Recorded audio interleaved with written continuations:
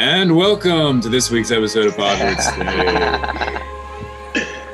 I'm Matt Paolizzi. I'm Matt Ogden. And I'm Sam Brungo. Joining us today for some hockey talk, we have our hockey beat writer, Acacia Aster Broder. Acacia, how's it going? It's going good. So before we get into this upcoming season, I kind of want to touch first on how last season ended. Obviously, Penn State hockey, they were doing pretty well going into the COVID lockdown. So, like, what, Acacia, what do you think would have happened if the NCAA tournament wasn't canceled? I don't think Penn State would have won, to be honest. I think they would have put up a really good fight. I think they may have made it into, some of the last rounds, but ultimately I think they would have lost, to be honest. So going into this season now, what are some of the big storylines that have been building around the team over the offseason and, going into the first game of the season, which we're recording this on November 18th. The first game is against Minnesota at Minnesota on November 19th. So I think obviously Captain Alex Limoges has a lot riding on him this year. He was really phenomenal last year, and I think this year he's going to continue to really be a driving force on the team. Additionally, Arntel Vidia, his knee, he's pretty much fully recovered from that. So I think we didn't really see how well he could do last year because his knee was still bugging him, was still giving him trouble.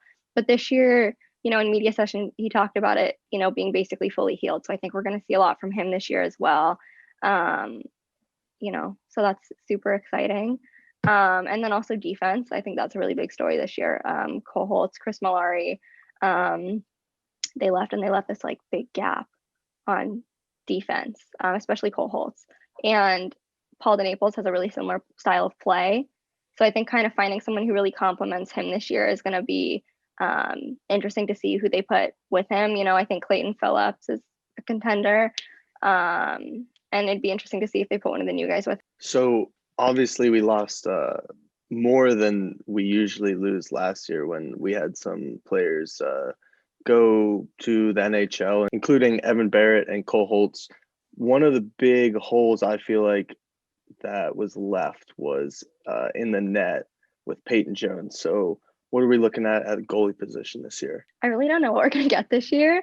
I think Oscar Audio, we haven't really seen too much of him. So I think that everything we've seen before this year, I mean, it has been pretty solid, but I think that, being, the front runner, I think it's very different than stepping in the net a couple times throughout the season. But I think he's going to be basically, this year's Peyton Jones, to be honest. I don't think that Liam is going to be between the pipes unless Oscar does a really terrible job, to be honest. But I also think because Liam's really strong, his past scores, I actually forget what team he played on prior to Penn State, where he had very strong numbers. Obviously, we really haven't been able to get a sense of what everything's been like at practice. So I think that, he may also come and play in the net more often than maybe I think. Yeah, like obviously one of the big storylines coming into the season is the loss of the gigantic senior class that graduated last year. Like those guys basically shaped the entire program and dictated, basically just made it what it is today. So like who do you think is going to step up this year, considering just the immense loss of leadership that happened this past year? Well, I think so far it's been pretty clear that Alex Limoges has definitely been a really strong leader for the team. Definitely the alternate captains, Paul DeNaples and Arntel Vidia. I think they're going to be really stepping up. I think those three are really going to have a lot on their shoulders this year.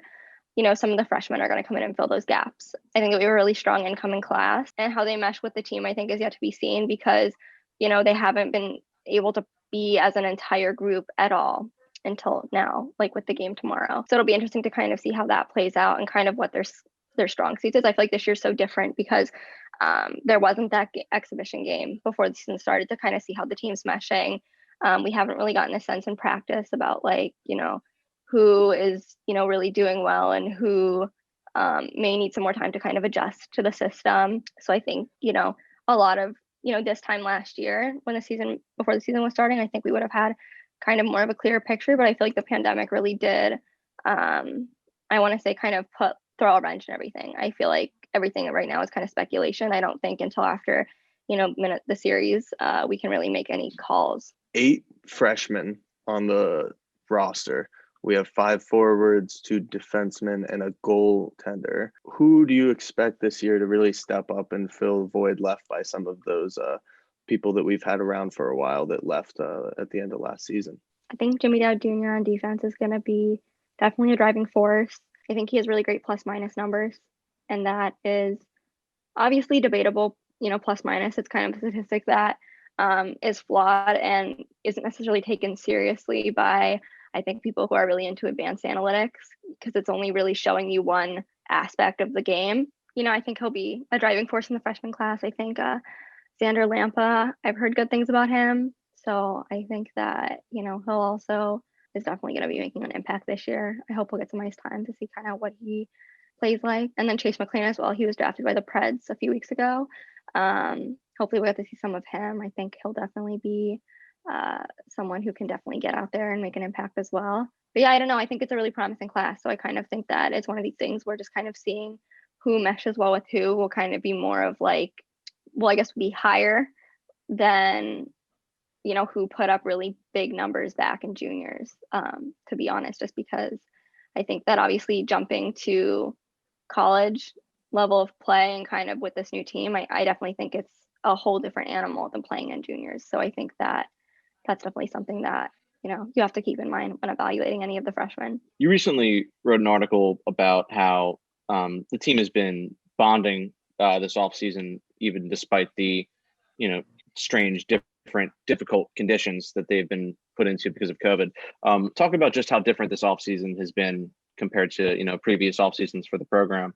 I think obviously not being able to step onto the ice for months and months and months is crazy. I think that getting back onto the ice after not being on for so long, it was probably incredibly difficult to kind of get that jive back. And I also think, it'll definitely impact the first couple games, because obviously practicing with your teammates is much different than actually getting into, a real game. I also think that the off season is usually kind of a time for these athletes to mentally kind of unwind and get that time to just kind of step away from hockey. And I think because of how the season ended and because there was so much uncertainty of, the return to play, I think that, their minds were probably on hockey more often than it wasn't. And I think that, the off season is really a time when these athletes are supposed to have time to kind of step away from hockey and come back refreshed. So I think this off season was so different because I don't know if they got that time to really step back and kind of get out of the hockey mindset and kind of spend time,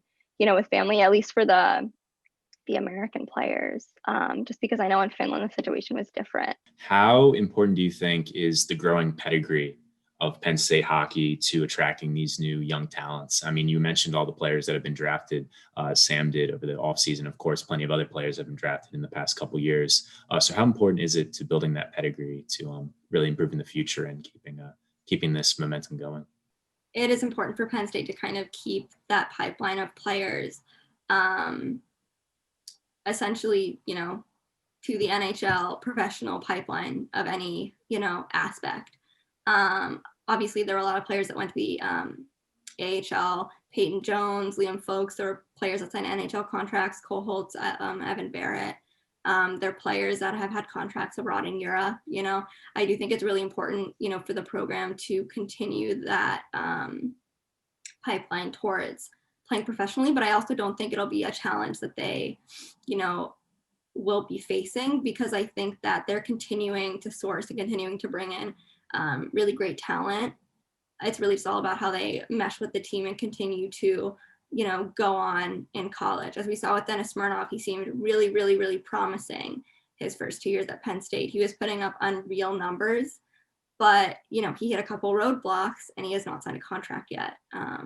So I think it's one of these things where it's, about getting players to Penn State by showing that they are continuing to kind of have that career post-college, but then also while they're in the program to have continued success and kind of foster that that growth, on the ice and additionally off the ice as well, I think is really important.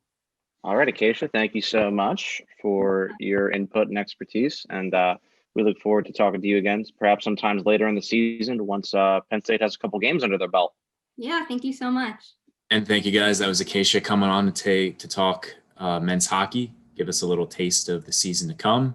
Now we're joined by some more sports talk. We're joined by social media manager Ryan Parsons to first give us a taste of the men's basketball media day that he attended today, and then jumping into football. So first, Ryan, like I said, the media day was today. What were some first impressions that you had talking with the team? Yeah, so the main takeaway I thought from media day today was the players were still at odds with, I think, the university about Pat Chambers' resignation. I think a lot of them don't have answers yet. A lot of them are still friends or have a good relationship with Pat, but don't exactly know why he resigned. So that was one of the main off the court takeaways. Regarding on the court stuff, the team and Jim Ferry, the interim head coach, seemed very optimistic about going into the season despite losing Lamar Stevens and Mike Watkins, but they still seemed hopeful heading into the season. Now, hopping into football, your other beat, obviously another stinker last weekend against Nebraska. Penn State falling to 0-4, dropping that game 23-30 against Nebraska. Just some first impressions in that game. It was definitely messy. What happened? All four of these losses after the game, your head's just spinning. There's so much that you think is wrong with the team. There's just a lot going on that have gone wrong. Obviously the quarterback play has been bad, especially against Indiana and then against Nebraska. Turnovers cost them big. Sean obviously had the interception, which led to a score, and then the scoop and score, which led to a score. So Levis coming into the second half there and just not turning the ball over was really good enough to make a big improvement off of the first half. It's really been a tale of two halves this year for Penn State, especially on the defensive side of the ball. They just dig themselves in such big holes in the first half that any sort of comeback effort in the second half just isn't enough. We're at the halfway point now, and Penn State is still without a victory for the season. I don't think anyone really would have predicted this. So just kind of give us your midseason report card. Obviously, there's been some issues at quarterback. There's been some issues on the defensive side of the ball. There's been significant issues on the offensive line. But at the same time, there are some bright spots in, some young offensive guys like Kevon Lee, Keziah Holmes, Jahan Dotson, of course, Parker Washington Jr. Just give us your take on what's been working, what hasn't been working. Yeah, so I think just from an overall standpoint, one of the main reasons things aren't working is because of all the coaching changes that happened over the offseason. New offensive coordinator, you lose Sam Spencer, who was a big part of the team, new wide receivers coach, new offensive line coach. All of these things combined with a shortened offseason, I think, is taking a toll on the team. These coaches didn't have enough time to get reps in with their players, didn't have enough time to build rapport. So I think that's really what's led overall to, I guess, the downfall of the team, combined with things like opt-outs and injuries. If you want to look at the bright spots, obviously guys like Parker Washington's really stood out. Keandre Lambert-Smith, of course, Keziah Holmes and Kevon Lee have both showed a lot of good things on the offensive side of the ball. They're really young, and they've kind of been thrust into these bigger roles because of some injuries and opt-outs. But you can definitely look forward to seeing things from them years to come. Parker Washington is, I remember saying he's going to be good. And then I think Will Pegler, who's also a football writer, was like, dude, no, he's good now. So a lot of these guys there's a lot of promising things to see from them. And on the defensive side of the ball as well, guys like Adisa Isaac, who hasn't really played that much this year, but he's probably going to be a good defensive lineman. And then Brandon Smith and Jason Owe both have had solid seasons so far for being younger guys. Something we always do with Pegs when he comes on to Chat Footy, we talk about the MVP on all three sides. So obviously this week was a little different. We saw the run game heat up a little bit. We saw Jahan Dotson really only get a couple catches. Who really stood out on the offensive side, defensive side, and special teams this week? On offense, I'd probably have to go with Parker Washington. It would either be him or Kevon Lee. But with Dotson kind of getting locked up and not getting a lot of snaps, I thought Washington came up big and filled his role. He made a lot of good catches, was able to handle getting all those targets and still performing well. On special teams, definitely still Jordan Stout, just plugging away, being a real big bright spot for the team so far, hitting the kicks he needs to, and also just on kickoffs, just touchback after touchback, which is really all you can ask for. And then on the defensive side of the ball, I probably have to go with Brandon Smith. The defense obviously just did not play well, but he had that interception at a really clutch time, as well as some solid tackles. So he's been a good standout this year, but obviously the whole defense really needs to get their act together in the first half, especially. It's also worth noting, I think, obviously Will Levis came in, brought a spark to the offense. So I think he could definitely be an honorable mention on the offensive side. And after kind of like a piss poor start to the season, Jake Pinniger has played pretty well. He hit 3 for 3 last week. And I don't know. I think the team might be, I have faith in them, but like they let me down each week. And I'm always like, oh, I think they're going to win. And then they lose. So I don't know. Yeah, I agree with you about Pinniger. Definitely that first game was rough. I guess that might have been just the product of the offseason, not getting enough reps, but he's been really solid since then. Yeah, I think you're talking about Levis. Obviously, he's the big story, I think, to come out of this game. I think one good thing that Penn State has had over the last few years is there's never really been a quarterback controversy until now, at least for the most part. I mean, there were some, questions about Tommy Stevens' role a few years ago, exactly how he'd fit. But in terms of like who Penn State's starting quarterback is, there's never really been a question. There's always been a nice line of succession, right? Even, before Sean Clifford's sort of, I guess, just disappearance this season, his struggles, everyone kind of knew Levis was sort of up next to bat. And now he's getting that chance.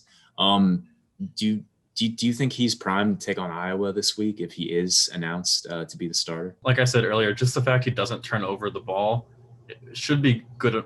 Last game that cost Penn State 14 points, which is obviously enough to have beaten Nebraska. So just that fact alone, add that onto like the spark he brought to the team was really rejuvenated an offense that just looked dead and beaten down. His big concern, I think, was the accuracy, especially in the red zone last week, just couldn't get it done. But I think having a full week practicing with the first team guys would really improve that. So I'd look to see him really improving on his accuracy in passing game this week. And of course, that kind of put Sean Clifford in an awkward role. I feel like it was only yesterday that people were talking about him as another Heisman candidate this year, but obviously that's not happening. So that's definitely a storyline to keep looking out for, is how exactly, is poor Sean Clifford just going to be forgotten? Is our big red dog going to be back in the doghouse? Who knows? This year, I guess, like from an eligibility standpoint, it just doesn't count. So I think a lot of people are taking that mentality like this year is just like a weird off year. So if Levis starts out the remainder of the year, I would expect to see just a fresh quarterback battle over the offseason where they both fight to see who earns the spot again. Yeah, he looked good last year to the point where you thought that he could take the next step this year, but it just something's gotten into him. I don't know if he has the yips or what, but just the turnovers have just been bad. Yeah, I want to take it back to the red zone woes real quick, considering, Penn State, they put up 500 yards of offense on Saturday and only allowed, 250, 300 on defense. I think it was like Nebraska and Indiana were basically the first time that's happened where they put up 500 and they give up only 300 and they lose the game. And on top of that, they ended the game, with back-to-back drives, basically driving up the field and then going 0 for 4 in the red zone. Who does that fall on? Does that fall on the young, unproven Levis, or does it fall on the play calling of Franklin and Soraka of, all of these end zone fades? Against Nebraska, I think it's a combination of both.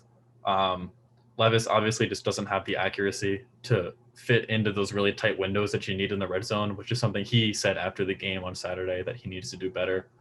Obviously, I think Penn State could have gotten a little bit more creative with their play calling, especially throwing, like you said, they went 0 for 4 back-to-back drives. I think those were all passing plays. So at the end of that, Nebraska could just guess what was coming, and Levis was sacked twice, I think, in that last drive. So maybe mix for a team that runs RPO so often, and a lot of people hate that they run RPO so often. When they get into the end zone and they just call something like that off, you can't keep the defense guessing anymore, and that just makes it really predictable to guard the offense. So now looking forward to this week's matchup against Iowa. They lost their first two games, similar to us, in some heartbreaking fashion, a 4-point loss to Purdue and a 1-point loss to number 19 Northwestern, but then came out the next 2 weeks against Michigan State and Minnesota and kind of opened up a can of whoop ass and held them to 7 points each. And they kind of have an interesting offense because their quarterback sucks, but that's going to come back to bite me in the ass when he throws for 400 yards and 6 touchdowns against us on Saturday. But their run game's really strong. I mean, they have over 100 yards on every game so far this year. So what's this matchup looking like for the Nittany Lions this weekend? I think with just everything in the Big Ten this year, it's just so hard to predict. Iowa came out obviously really flat, but have gotten hot recently. This year, Indiana and Northwestern are good. Michigan and Penn State are bad. Like, week to week, you don't know what to expect coming from each team. I think Penn State's going to get a good version of Iowa that they've seen recently. Penn State has had issues stopping the run this year, especially in the first half. So if Iowa can use those strong backs to take a lead in the first half, it might just be deja vu all over again, not being able to dig themselves out of that hole.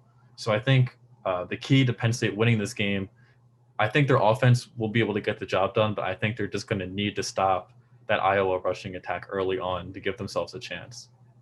I was about to say, I'm thinking it's time for score predictions. If everyone's down for that.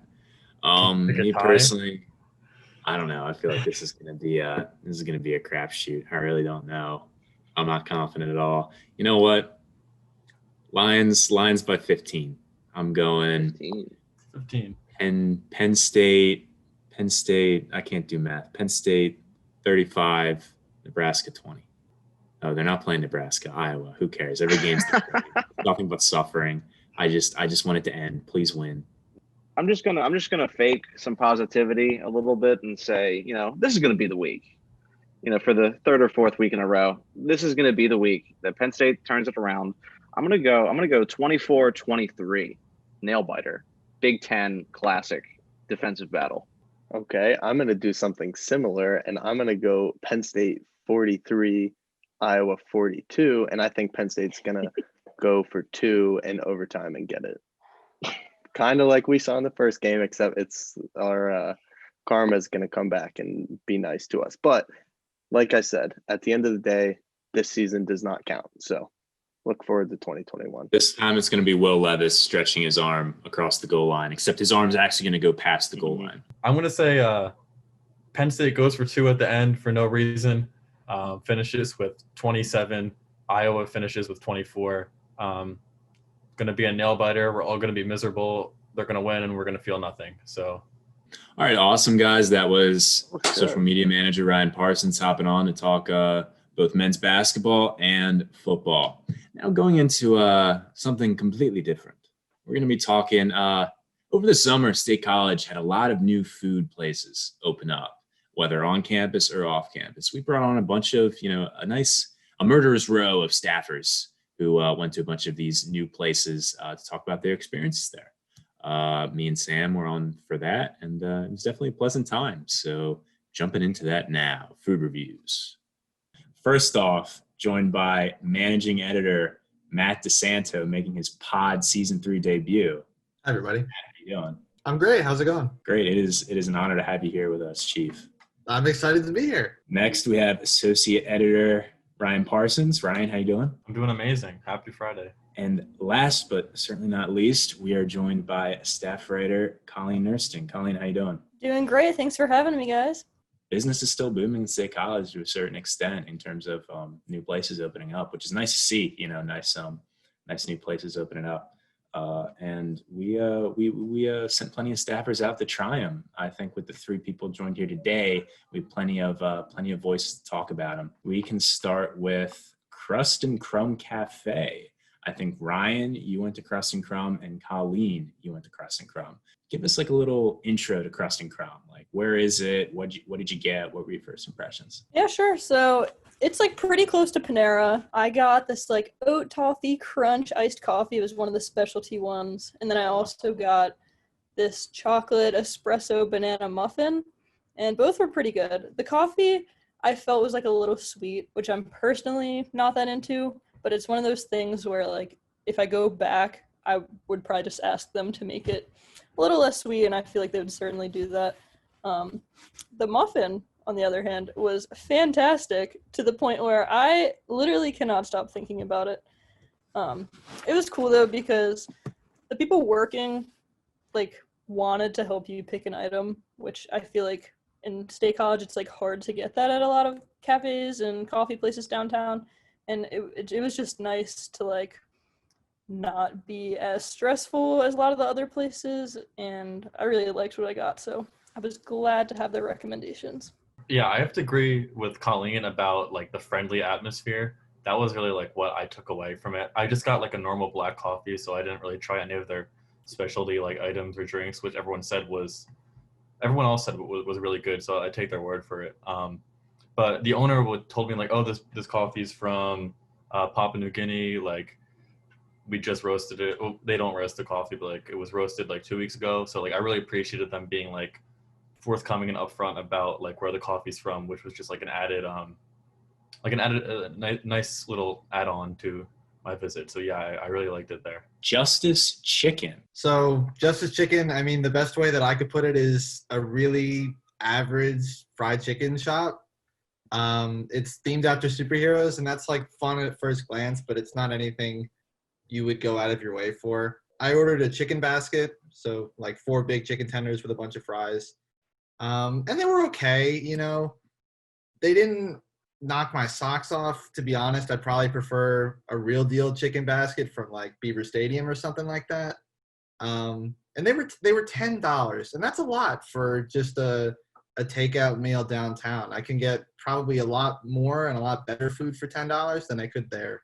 That said, you know, I thought the service was nice. The people there were really great. They gave me some cool suggestions about like what sauces I could use and stuff like that. I think I would add it into my like downtown rotation, but it's not something I'm definitely dying to go back to anytime soon. I would have to agree with Matt. I think it was very okay. Like I wouldn't say anything bad about the place overall, but I wasn't like blown away.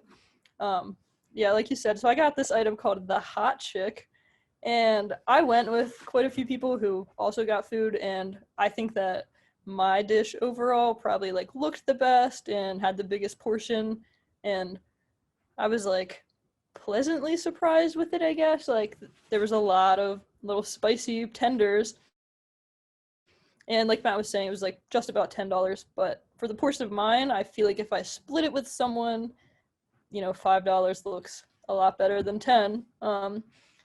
Talking about the tenders themselves, they weren't overly spicy, which was a little disappointing because I feel like if I'm getting spicy food, hot food, like, you know, I want my mouth to burn off, but unfortunately it did not.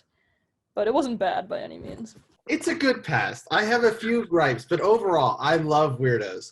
I plan on going there later tonight. Like, it's good pizza. It's on the corner of College Ave and Pew Street, right where Brothers Pizza used to be.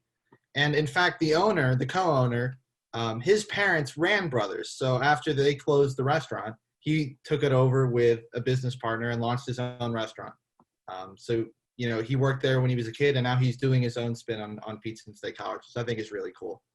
You can go in, there's a big touchscreen, and you can make whatever pizza you want. They have, like, I believe 12, like pre-made custom pizzas. You can just click and I want the meat lovers, or I want the margarita or whatever. But then you can also make your own with a huge assortment of toppings, everything from pepperoni and balsamic vinegar to Doritos, and they have a dessert pizza now. It's really whatever you want, and it's really good. I'm a very big fan of it. I always get the margarita. I'm a purist. It's who I am. It's just what I do. And it was really great. My only one gripe is when it gets really busy, so anytime between like 6 and 8 p.m., I've noticed they're getting a little sloppy with the orders. For example, I order the margarita, and it comes with balsamic vinegar on it. I always tell them to take it off, and I believe 2 of the 5 times I've gotten it, it's had it on it when I went to pick it up. And that just stinks. Because then, you know, if I ask them, hey, could I have this off? Then I got to wait in that big line again. And I don't always have the time to do that during peak hours.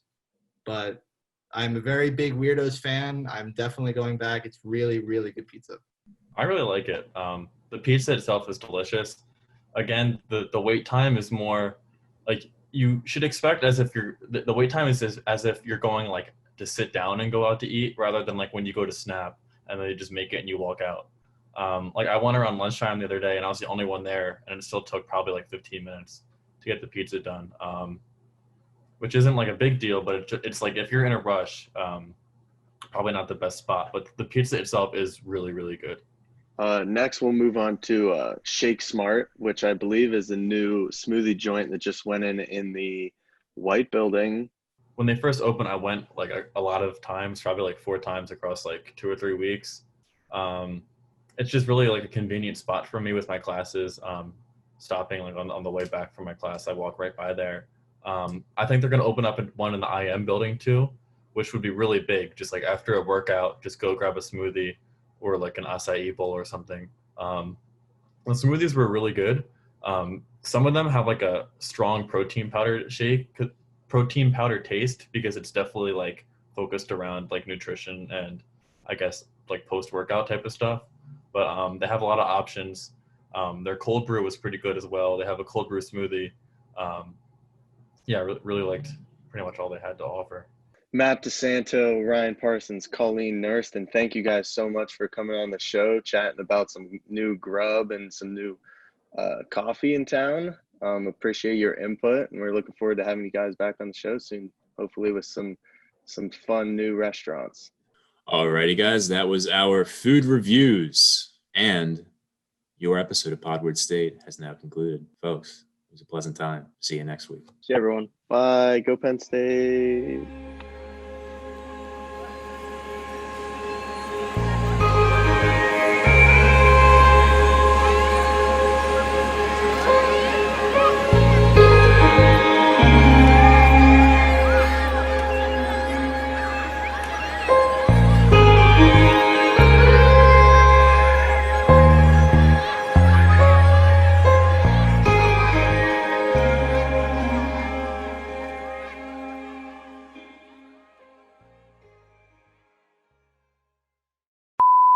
No, I was gonna say that like this is so random, but I have very strong feelings about Flo.